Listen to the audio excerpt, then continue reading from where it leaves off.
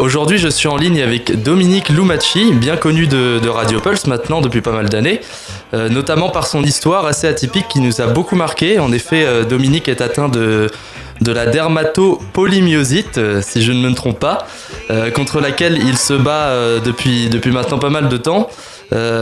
Comment tu vas, Dominique, en cette période un peu fraîche? Bonjour tout le monde. Comment que je vais 44 ans de myopathie. Ça commence à laisser des séquelles, puisque j'ai une maladie neuromusculaire évolutive chronique dégénérescente, une maladie auto-immune, du mal à respirer, ça se sent déjà au téléphone. Mais sinon, le moral, il est là. Eh parfait. Est-ce que tu peux nous parler un peu de ta maladie pour les auditeurs qui ne connaîtraient pas ce que c'est et quels sont les symptômes, comment elle se manifeste? D'accord. Ma maladie, c'est une dermatopolymyosite qui a été découverte dans les années 83 suite à une biopsie musculaire. Suite à ça, je suis un enfant qui rentre dans un protocole expérimental sur la cyclosporine Sandignum. Je devais faire 6 mois. J'en ai fait 9 à des très fortes doses. Suite à cela, on s'est aperçu, il y avait des effets secondaires sur les traitements très, très nocifs, 72 à 76 effets secondaires, en sachant que actuellement, avec une maladie auto-immune, c'est comme les gens qui ont le VIH, on n'a pas d'anticorps, et ça pose des problèmes sur tout notre organisme vital, qu'il soit cœur, poumon, rein, foie, cerveau, commence par perdre des faiblesses musculaires. Et comme notre corps est fait de muscles, tout se met au ralenti, jusqu'à finir après, comme ça doit être fini, en général, dans de douloureuses souffrances, on va dire. Donc en général, on prend des morphiniques. Et à la suite de cette nouvelle, tu as commencé à prendre un traitement, c'est ça? Disons que non, j'ai pris un traitement, mais par obligation. D'accord. Puisque mon passé était un enfant de l'ADAS, alors comme c'est stipulé dans le protocole, je ne rentre pas forcément dans le protocole, mais comme il y a besoin d'enfants, et comme il y a très peu d'enfants atteints de cette maladie, on m'a quand même mis dans ce protocole avec obligation, sans me poser la question d'accord, pas d'accord. On m'a dit si je prends pas le traitement, je crève, comme ça c'est simple. Suite à ça, quand il y a eu tous les effets secondaires que j'expliquais aux médecins avec la cyclosporine, qu'on ne me croyait pas, quand je pétais les câbles, j'arrivais plus à me contrôler, et qu'on me donnait du Valium, du Transcend, de l'Exomine, on m'a mis en psychiatrie. Suite à ça, on m'a forcé à faire mon service militaire en Allemagne, en 92, à Baden-Baden, et en état de manque, sans traitement depuis 90, on va dire, là on se trouve en 92-93, j'ose imaginer une personne qui est addictive à quelque chose et sans substitut, qui arrête tout. Vous voyez le comportement que ça peut donner. J'imagine. Donc j'ai pris 6 mois de plus. D'accord. Suite à ça, j'ai décidé de refuser tous les traitements chimiques, puisque je prenais du cannabis quand j'étais gosse. Et je trouvais que ça m'équilibrait mieux, ça me permettait d'avoir une vie saine. J'ai continué à éviter tout ce qui était pharmacie, hôpital. Pourtant, je crois à la future médecine. Je travaillais, je donne mon corps aux génétons s'ils le veulent. Il n'y a pas de souci, c'est notre future médecine. Mais d'ici là, on n'a pas de traitement. Alors j'ai pris le cannabis et puis c'était, disons, on va dire, quelque chose de plus doux que des opiacés et des morphiniques. Ça m'a permis d'avoir une vie à peu près équilibrée, combler mes manques de traitement, de drogue médicamenteuse contrôlée, même si c'est des cachets, c'est une drogue contrôlée. Et là, on nous fait un speech par rapport au cannabis. Mais si on le laisserait contrôler, on éviterait déjà d'avoir des jeunes qui puissent fumer des saloperies ou qui se tourneraient la tête, qui deviendraient psychoactif ou quoi que ce soit. Il faudrait pouvoir laisser le contrôle du cannabis. Déjà thérapeutique, il faut le légaliser total. Ça, c'est une obligation. Et si on veut éviter d'avoir des jeunes qui deviennent malades, il faut contrôler, c'est le chien qui se mord la queue. Il faut contrôler le cannabis pour éviter que ces jeunes puissent avoir de la mauvaise qualité afin qu'ils évitent de tomber malades, afin de les avoir dans un dispensaire médical. Mais du coup, quand tu t'es tourné vers le cannabis après avoir appris cette maladie, ou tu en consommais déjà un petit peu avant? Moi j'ai commencé en fin 89, début 90, quand j'ai arrêté la cyclosporine. D'accord. Donc tu t'es dit que ça pourrait avoir des meilleurs effets que le traitement initial. Déjà sur mon comportement, oui. Sur mon comportement, j'étais plus agressif. Disons plus agressif, c'était déjà une bonne chose. J'étais devenu moins impulsif. J'arrivais à me contrôler un peu plus facilement. Je reprenais le sport pour me stabiliser, parce qu'avec les traitements que j'avais, le matin, j'étais déjà à 20, 22 de tension. La dernière fois que j'ai eu un souci, je suis monté à 28,7 de tension. C'est bon. J'ai dû finir avec Rivotril, la pire des drogues qui existent. Mais vu que c'est une drogue contrôlée par les pharmaceutiques, c'est légal. Et les dégâts, par contre, ciao. Hein. Maintenant que tu consommes du cannabis, quelles difficultés tu rencontres en général par le fait de consommer un produit qui est illégal à la base pour te soigner ? Disons qu'il y a beaucoup de problèmes. Le problème juridique, on le connaît tous. Hein. De toute façon, nous les malades, on est damnés. C'est simple. On est condamnés déjà par des maladies qu'on n'a pas demandées forcément. Hein. On est bien d'accord. On est condamné parce qu'il n'y a pas de traitement. On est condamné parce qu'on trouve un substitut qui est moins nocif que tous les traitements qu'on nous a proposés pendant ces 44 ans de myopathie. Pendant 44 ans, on me propose des produits chimiques qui me détruisent. Je trouve un truc qui m'a toujours calmé, qui me va bien, qui me donne une vie simple et humble. On veut l'interdire. Bon, apparemment, c'est de l'assistance en personne en danger. Hein. On est prêt à mettre les malades en danger. On est prêt, en plus, à les dépouiller, hein, parce que maintenant, on dépénalise pas, mais on met des amendes. En fait, c'est du rackettage moderne. C'est-à-dire que nous, les malades, jusqu'au bout, on va s'en prendre de plein la tête. Oui, parce qu'il n'y a pas eu au niveau de la science, il n'y a toujours pas eu de progrès depuis les années 80 au niveau de cette maladie. C'est toujours le cannabis qui est le plus efficace. Au niveau de la science, on évolue tout doucement. On est bien d'accord. En sachant qu'on connaît des traitements qui fonctionnent depuis des années qu'on a arrêtés en 70, pourquoi pas les remettre sur les marchés ? On le sait qu'ils fonctionnent, ils ont toujours fonctionné. Il n'y a que 40 ans qu'on les a interdits, les produits à base de cannabis, de CBD. C'est vrai. Tout ça, c'est une question de lobby. On sait qu'ils fonctionnent, on n'a qu'à les mettre. On sait qu'il y a des vaccins contre les cancers qui fonctionnent, mais ça ne rembourse pas les chercheurs, les labos, les ceci. On ne les met pas en route.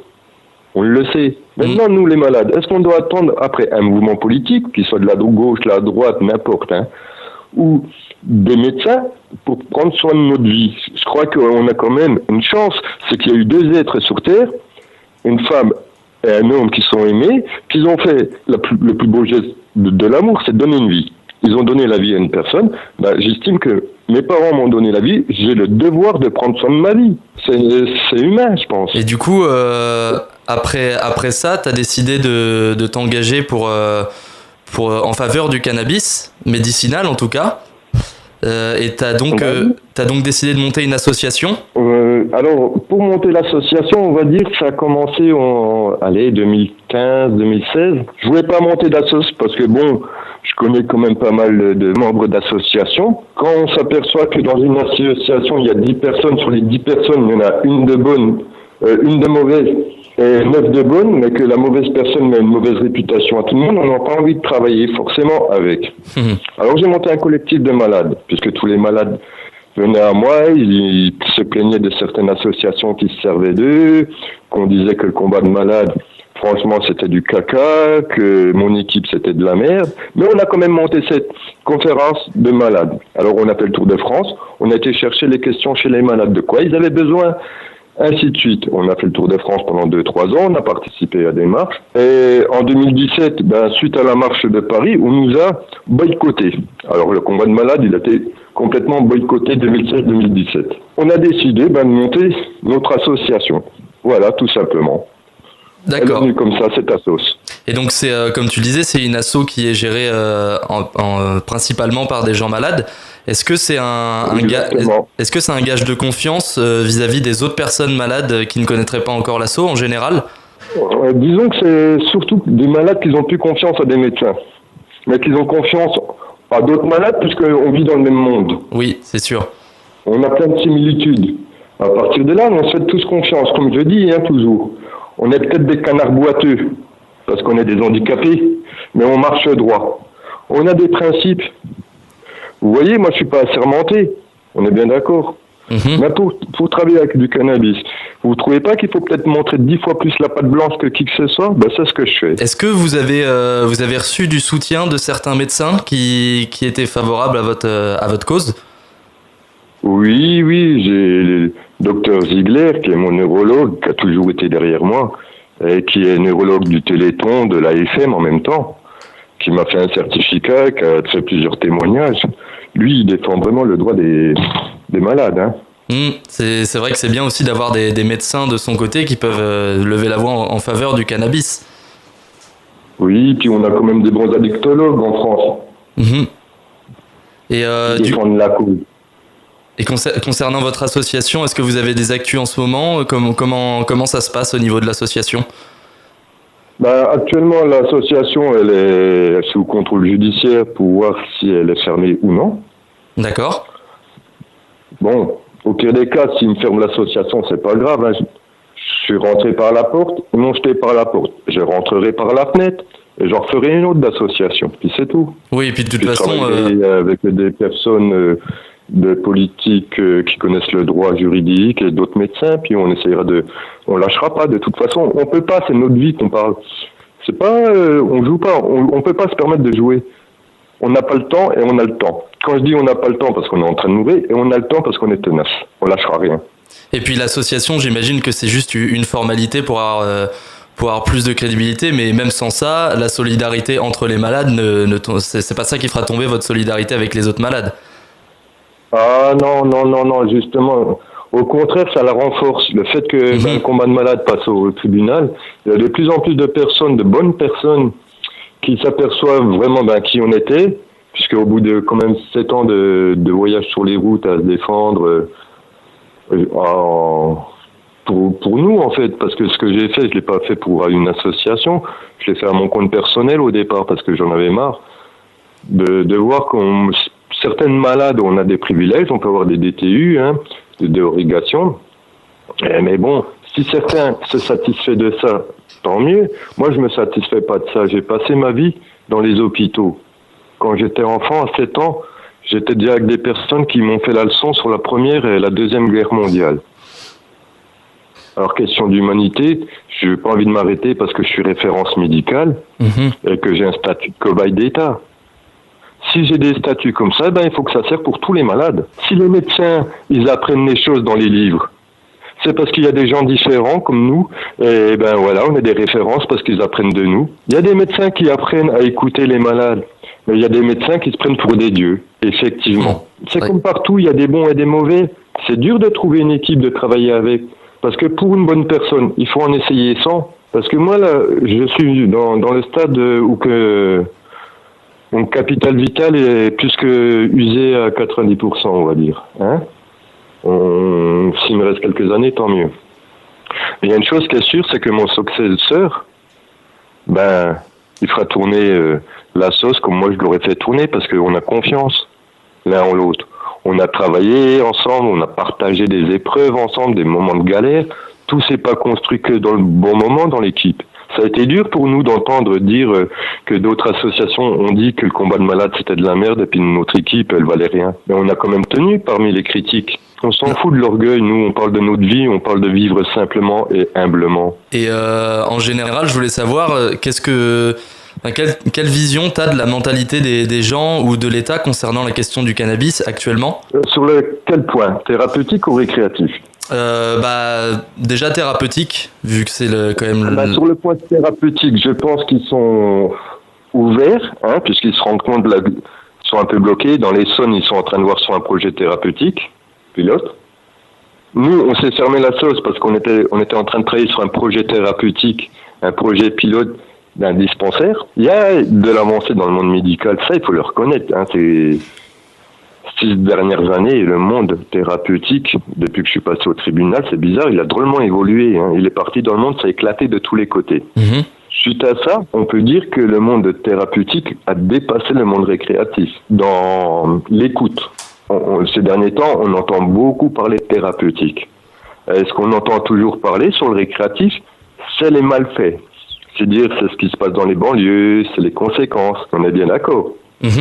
Tout à fait. Et pourtant, c'est la responsabilité de l'État de tout ça. Mais justement, l'État, parce que qu'est-ce qui freinerait en fait l'État? Parce qu'on entend souvent parler de politiciens qui vont remettre sur la table la question du cannabis, et puis quand ils sont élus ou bien après, ils la laissent toujours de côté. Et qu'est-ce que tu penses qu'ils ont peur de cette question, ou il y a quelque chose d'autre qui les freine? Je crois qu'ils ont un manque de courage, et puis entre le portefeuille aussi, ça doit peut-être bouger. Parce qu'on parle du monde économique et ça touche pas que le monde pharmacopée, on est bien d'accord. Ça touche le monde agricole, on pourrait relancer de l'agriculture en France. On était quand même les premiers d'Europe, il me semble, il y a une époque. Mhm. On pourrait relancer l'économie en évitant que tous nos étudiants qui font des stages pour apprendre sur les CBD et le cannabis de partir à l'étranger, parce qu'en France, dès qu'ils font un peu d'études, hop, c'est pour aller en prison parce que c'est interdit. Mais il y a un truc qui va pas, on essaie de faire évoluer, mais on met des bâtons. Mais par contre, il y a une chose que j'ai jamais rien compris sur cette planète. On est capable de tous se mettre ensemble, tous les pays du monde, pour faire un projet spatial, ISEE, c'est la navette Mir, tout le tralala, qui peut tous travailler ensemble, mais ils sont même pas capables de, sur Terre, de travailler ensemble sur une vraie politique de la santé humaine. On parle d'humanité, je crois qu'il n'y a pas de race dedans, il n'y a pas de couleur. C'est vrai. On a tous du sang rouge, bordel. On a tous le droit de vivre simplement humblement. C'est On vrai. nous dit qu'on peut pas faire ceci dans tel pays. Nous, on est capable d'envoyer des milliards sur la Lune. On est capable de faire... Il y a des histoires de volonté aussi quelque part. Trucage. Monsieur le Président, Mesdames et Messieurs les députés, je voudrais vous inviter à la sérénité. Mais surtout, je voudrais un pétard et de la flotte. Ça presse. Soyons cool et vous me permettrez de le dire devant vous. Face à cette situation difficile, je veux tirer sur un pétard. Et c'est pourquoi j'ai tous les pétards du monde.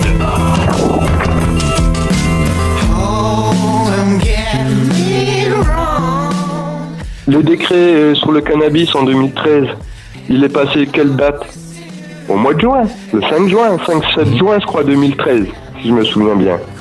Qu'est-ce qui s'est passé à ce moment-là? Le même jour, hein. Le mariage pour tous a été légalisé. Ah oui. On a légalisé quelque chose et on a fait passer autre chose et puis on l'a laissé endormir. C'est bien l'image de se prendre une claque dans la gueule et se faire voler de son porte-monnaie à l'arrière.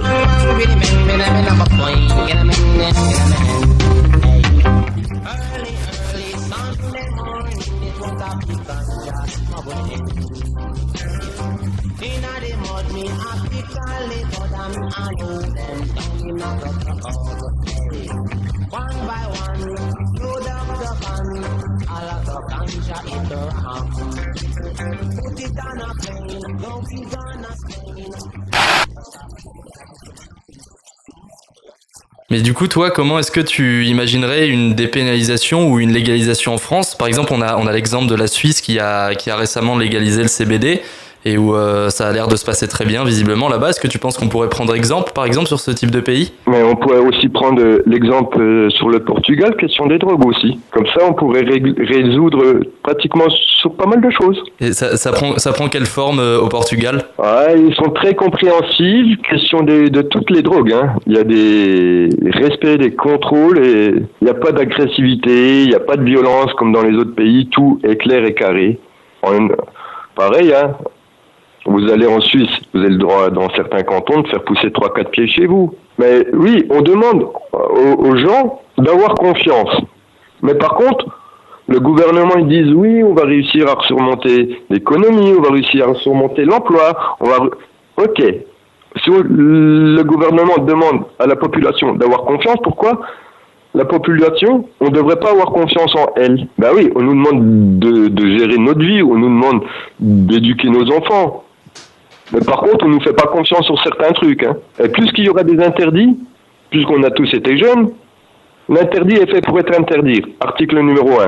On sait très bien, vu que c'est interdit, on va essayer de savoir pourquoi du comment. Là, j'ai demandé des subventions juste avant d'être fermé au Conseil général pour faire de la prévention dans les lycées, c'est dire à partir de la 6e. C'est correct. Le Conseil général nous a envoyé une lettre en refusant évidemment les subventions, en se déchargeant sur l'État. C'est-à-dire? Les conseils généraux n'ont pas envie de participer. Ah oui, d'accord. Ils vous ont renvoyé vers l'État pour ce genre de demande. Voilà. D'accord. Ça renvoie toujours la balle, mais ça fait des années que c'est comme ça. Hein. Et puis à mon avis, les discussions avec l'État, ça doit être quelque chose d'interminable. C'est la grosse politique de l'Autriche.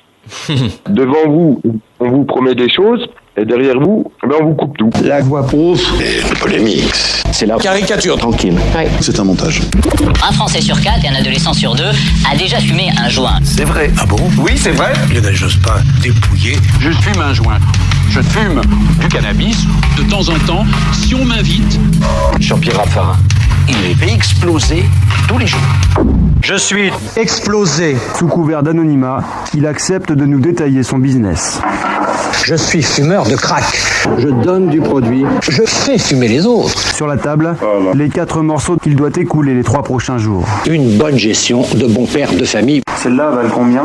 9 milliards d'euros, 60 milliards de francs. Pour faire du bénéfice, il achète en gros et revend au détail, 2 fois plus cher. Je suis honteux de ce que je fais. Son petit trafic lui rapporte environ 500 millions de dollars. par mois, net d'impôts. À l'Assemblée nationale, de très nombreux députés sont défoncés. C'est ça la vérité. Les ministres, Bertrand, Fillon, Darcos, M. Guéant, etc. Tous défoncés. Jean-Marie Le Pen, est-ce que vous souhaitez que des pétards le soir ? Oui, un petit peu. Oui, absolument, sûrement. Bien sûr, c'est normal. Je suis un petit peu pété. Il n'y a qu'à regarder les photos. Tout part d'un pétard que j'ai demandé. On peut pas nier le fait qu'il est drogué. On voit bien quelqu'un qui est drogué. Il n'est pas comme vous et moi. Quand j'étais à Lille, il y a quelques semaines, j'ai fumé du cannabis de très grande qualité. Vous savez, quand j'ai fumé du cannabis, qu'est-ce qui se passe ? Je m'installe et je campe, toute nue, dans ma tente. C'est énorme. Il faut d'abord garantir aux Français de la drogue, bien entendu, qui leur permette d'avoir le moral, de s'épanouir et d'être dynamique. À partir de là, je le pense, la confiance reviendra. Et n'oublions jamais que qu'en France, un Français sur 3, je le disais tout à l'heure, a un peu éclaté. La voix pauvre. Polémique. C'est pour une bande de cons. Mais vous êtes plus cons que cons. Et vous avez inventé la connerie humaine. Vous nous faites chier. Je voulais revenir, avant de terminer, à ton association. S'il y a des auditeurs qui sont intéressés par ce combat, par exemple sur Internet, est-ce qu'il y a des liens où ils peuvent avoir plus d'informations ? On est en train de monter un site Internet. D'accord. Oui, parce que suite à tout ça, il y a d'autres malades qui sont impliqués avec d'autres compétences, parce que moi, j'y connais rien en informatique, je sais pas écrire, mais d'autres personnes savent le faire. Et l'intelligence service, c'est ça, c'est mettre plusieurs cerveaux ensemble pour construire quelque chose. Eh ben, on manquera pas de partager sur la page de la radio le site internet quand il sera prêt. Avant de terminer l'interview, est-ce que tu aurais un dernier message à faire passer aux auditeurs ? Ouais, il faudrait qu'ils prennent conscience de savoir ce qu'ils ont envie de faire de leur vie, subir ou avancer. Eh ben, très bien.